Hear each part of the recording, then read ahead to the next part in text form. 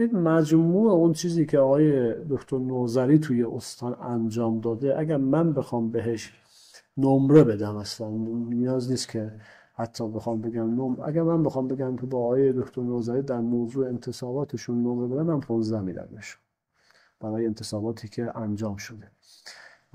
در یک جاهایی بهتر میشد عمل کرد و ما توی موضوعات فرماندارها میتونستیم بهتر عمل بکنیم توی استان، تو بخش هایی از مدیران کل استان. تازه بخش عمده ای از مدیران کل به اون 5 نمره که من بهش نمیدم رو به انتصاباش ربط داره، به عدم انتصاباش ربط داره.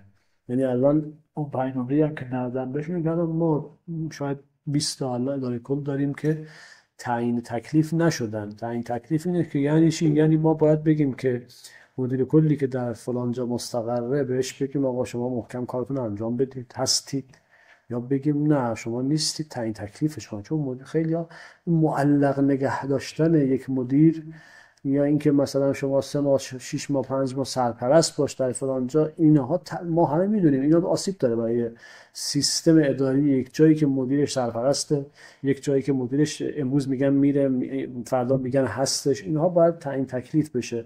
این اداراتی هم که تعیین تکلیف نشده، این از این زاویه من فکر کنم که نیاز به تجدید نظر جدی داره استان.